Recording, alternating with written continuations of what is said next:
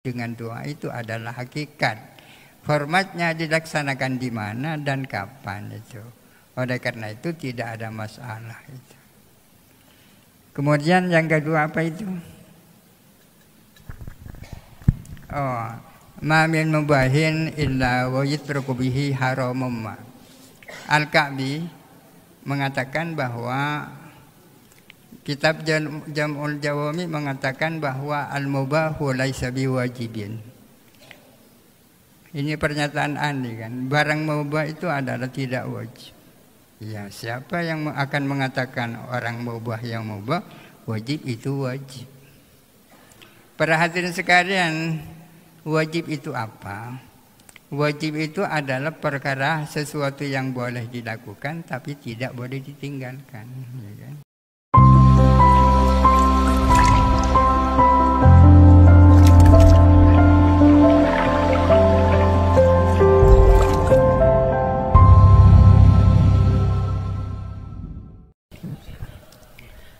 Yang saya hormati, saya muliakan Yai Afifuddin Muhajir. Mudah-mudahan tansah dipun paringi pinaringan sehat oleh Allah Subhanahu wa taala. Mohon izin Yai, ini ada beberapa pertanyaan dari kami. Yang pertama yang kami ingin tahu adalah siapakah tokoh yang paling awal mengadakan peringatan Haul dan bagaimana sejarahnya. Ini yang pertama. Kemudian yang kedua, ini persoalan usul fikih.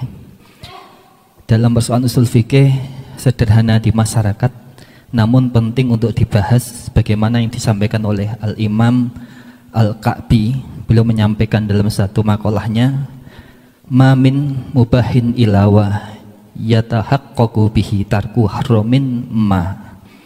Setiap hal-hal yang mubah yang kita lakukan, pasti di saat itulah ada hal-hal haram yang kita tinggalkan.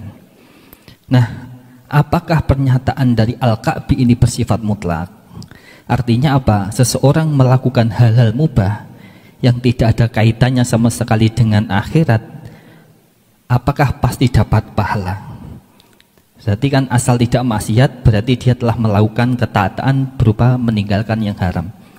Kemudian bagaimana korelasinya dengan hadis Nabi Muhammad SAW yang menyampaikan alla inna dunya mal'unatun mal'unun ma fiha ila dzikrullah wa ma'allahu wa alimun au muta'allam. Aku mendengar Rasulullah bahwasanya dunia ini terlaknat dan termasuk apa saja yang di dalamnya kecuali bagi orang yang senantiasa berzikir kepada Allah Subhanahu wa taala dan memiliki loyalitas kepadanya, serta orang-orang yang alim dalam menuntut ilmu. Saya kira cukup sekian dari kami. Yai Afif, mohon penjelasan dan arahnya. Wa'afu minkum, wassalamualaikum warahmatullahi wabarakatuh. Waalaikumsalam warahmatullahi wabarakatuh. Terima kasih kami sampaikan kepada Bapak Dr. Kuku Santoso. Mohon izin Yai dipun tanggapi nopo lanjut pertanyaan. Lanjut pertanyaan atau konfirmasi dari Bapak Ibu jamaah. Silakan Pak Yoyo. Monggo Pak Yoyo Amiruddin. Assalamualaikum warahmatullahi wabarakatuh Yai. Alhamdulillah niki saged panggih panjenengan fans berat Facebook jenengan Yai. Niki terkait taufik Yai dalam bermadhab mayoritas Indonesia, Malaysia, Singapura ini kan Syafi'i, dan di dalam era modern menika banyak hal yang tidak bisa harus diselesaikan dengan Syafi'i sehingga harus taufik berpindah madhab. Mohon aturan-aturan main pun ketika dibolehkan dengan aturan bermadhab menika. Keranten kalau orang berakal bilang dulu Syafi'i ini kun derek berguru dumateng Imam Malik. Nah, takzim pada Imam Malik bagaimana Yai? Nah, niku. Ping kalih niku yang kedua sampai sekarang niki kula dereng wonten jawaban bahwa terkait seluruh di dalam ayat Al-Qur'an menika wonten yang bisa dirasionalkan, diakalkan, termasuk alasan. Seperti contoh innamal khamru wal maisir. Khamr diharamkan sehingga memabukkan dan menyebabkan kerusakan. Bagaimana dengan babi ya? Keranten non muslim niku banyak bertanya sehingga kami ketika menjawab dengan banyak cacingnya, penyakit, buktinya mereka itu sehat sedoyo ya sampai umur 100 tahun. Apakah hanya jawaban doktrin niku sakit bisa menjelaskan dumateng para non muslim ini? Mohon maaf Pak Yoyo, pertanyaannya pakai bahasa Indonesia full saja karena ada beberapa jamaah yang tidak paham bahasa Jawa. Oke, singkatipun ya, singkatnya. Yang pertama, bagaimana aturan talfik berpindah madhab Syafi'i, Maliki, Hanafi dan Hambali. Yang kedua, bagaimana jawaban yang rasional ketika ditanya hukumnya babi itu haram. Karena ketika kami menjawab babi itu ada penyakitnya, ada apa-apa, tapi mereka makan dan umurnya panjang ya, jadi seperti itu. Mungkin ada jawaban yang lebih bagi mereka realistis gitu. Assalamualaikum warahmatullahi wabarakatuh. Waalaikumsalam warahmatullahi wabarakatuh. Barangkali satu lagi pertanyaan dari jamaah putri atau dari ibu-ibu, barangkali ada yang hendak mengajukan pertanyaan. Kalau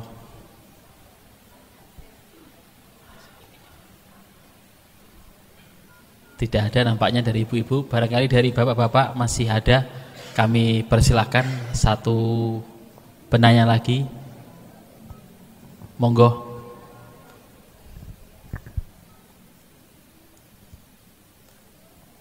Apakah masih ada? Tampaknya sudah tidak ada. Selanjutnya kami persilahkan kepada Yai untuk menanggapi dari pertanyaan yang sudah disampaikan tadi. Bismillahirrahmanirrahim. Tentang sejarah haul, mungkin saya sama dengan yang bertanya, sama-sama tak tahu. Sejarah haul saya sendiri saya tidak tahu. Tapi kalau hukumnya haul sama dengan hukumnya perayaan Maulid ya. Haul dan perayaan Maulid itu adalah antara format dan hakikat, ya kan? Antara format dan hakikat. Bainas surati wal hakikah. Hakikat daripada isi dan substansi daripada haul adalah membaca surat Yasin, kemudian tahlil. Tahlil itu isinya pembacaan kalimat thayyibah, baca sholawat, tasbih dan sebagainya. Itu adalah isi dan substansi daripada haul.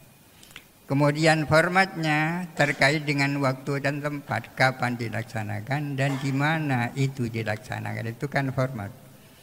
Berkaitan dengan formatnya itu adalah hakikatnya adalah diniyah, sementara formatnya adalah dunyawiyah. Hakikatnya adalah merupakan ajaran-ajaran agama. Kita diajarkan oleh agama untuk baca surat Yasin atau surat-surah yang lain.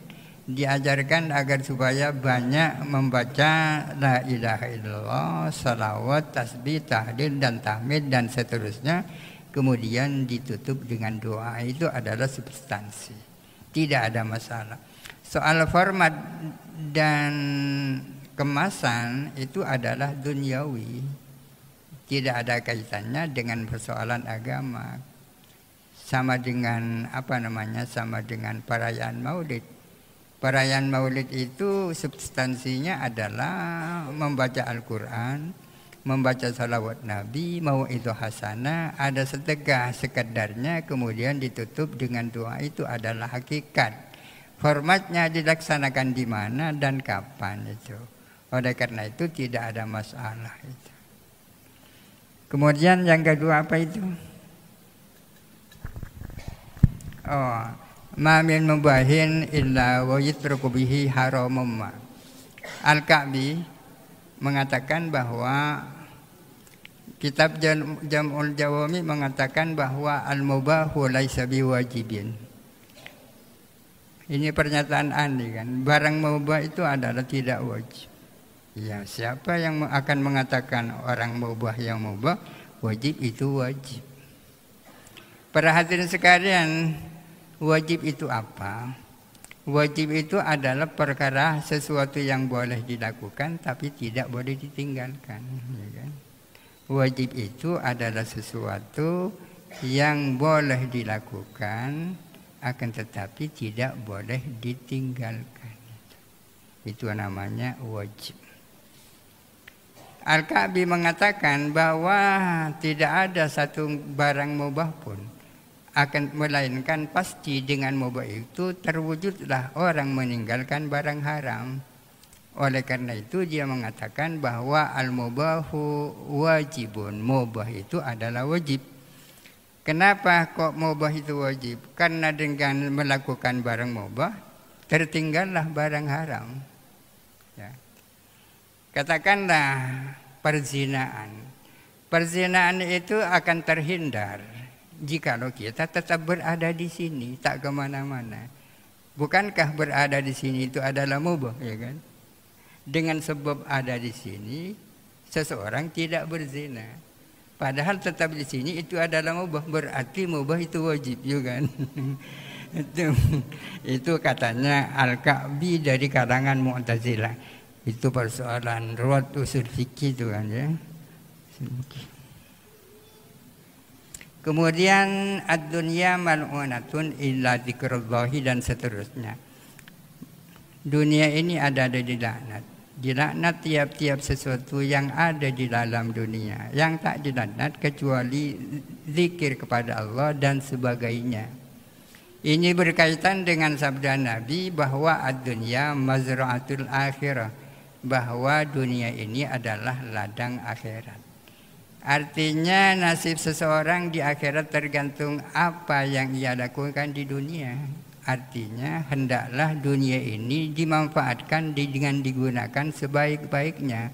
Kalau tidak maka terlaknatlah dunia itu. Itu maksudnya seperti itu kan. Makanya ada orang mengatakan dunia ini adalah segala-galanya. Agak aneh ya, dunia adalah segala-galanya. Kok bisa? Ya karena tadi itu nasibnya orang di akhirat tergantung bagaimana dia menggunakan dunia ini, ya kan. Kemudian talfik. Ini berkaitan, talfik ini sesungguhnya adalah perkembangan terakhir. Di masa-masa imam madhab dulu tidak dikenal talfik ini. Yang dikenal di masa lalu adalah tatabu'ur rukhas, ya. Tatabu'ur rukhs itu artinya mencari-cari pendapat-pendapat yang murah. Ya. Kadang-kadang pendapat ini murah di dalam mazhab Imam Abu Hanifah, tak murah di dalam mazhab yang lain. Dicarilah pendapat-pendapat yang murah, kemudian digabung, jadilah talfik itu. Para ulama mengatakan talfik tidak boleh kalau itu dalam satu paket amalan, ya kan. Kemarin Ramadan yang kemarin yang jadi persoalan tentang zakat fitrah kan. Zakat fitrah itu yang sudah ada nasnya di dalam hadis kan itu hanya kurma, ya kan. Gandum dan seterusnya. Sementara beras kan tidak ada di dalam hadis itu.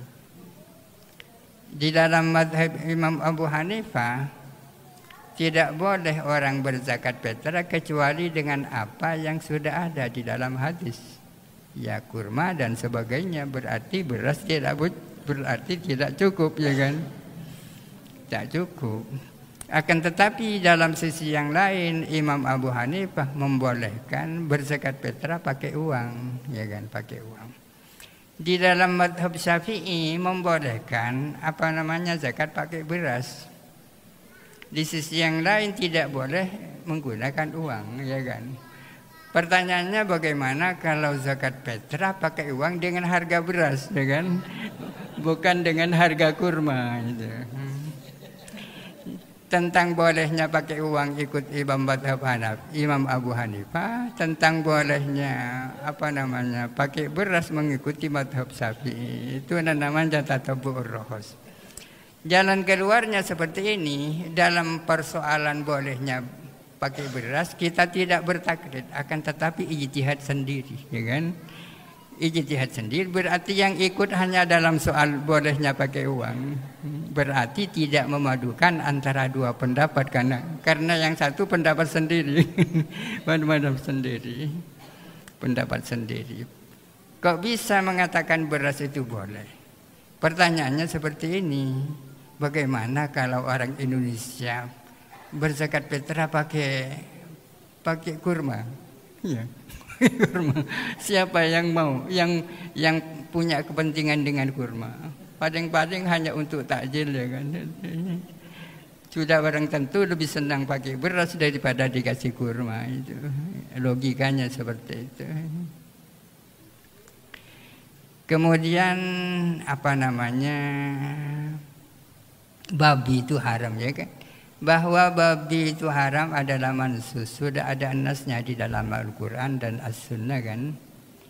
Hukum Islam itu ada dua, ada yang ta'abudi, ada yang ta'akuli. Ta'akuli itu artinya reasonable, bisa dinalar, kenapa ini haram, kenapa itu halal, itu namanya ta'akuli. Ta'abudi itu adalah hal-hal yang harus kita terima menurut apa adanya, ya kan. Aturan-aturan dan amalia ibadah yang paling tidak rasional adalah ibadah haji, itu paling tak rasional, kan. Orang disuruh tawaf 7 kali, melontar jamroh, ya kan? Itu kan paling tak rasional, kan. Tapi meskipun yang melakukan haji itu adalah profesor doktor 7 kali, kalau haji pasti seperti itu. Itu namanya ta'abudi, kan. Ta'abudi. Ada orang yang sudah profesor doktor 7 kali melakukan haji, tetap harus melontar jamroh dengan cara seperti itu. Tawafnya 7 kali, sa'ynya juga, meskipun tak tahu apa itu maksudnya. Itu namanya ta'abudi. Ya sama dengan ini, babi ini. Kenapa babi haram? Ya Allah mengatakan haram, ya haram sudah. Tidak sama dengan kenapa khamr itu haram. Itu kan ta'akudi namanya. Bisa dicari apa alasannya. Ya karena memabukkan, mengganggu kesehatan mental dan akal itu. Itu namanya ta'abudi. Mungkin ini. Terima kasih, Yai. Bapak Ibu, apa masih ada pertanyaan? Cukup. Baik, Bapak Ibu hadirin yang berbahagia, selanjutnya ada penyerahan karya dari beliau Al-Mukarram Romo Kiai Haji Afifuddin Muhajir, Dr. Afifuddin Muhajir MAG, yang akan diserahkan kepada Bapak Rektor berupa karya ilmiah yang ditulis oleh beliau baik dalam bahasa Arab maupun dalam bahasa Indonesia.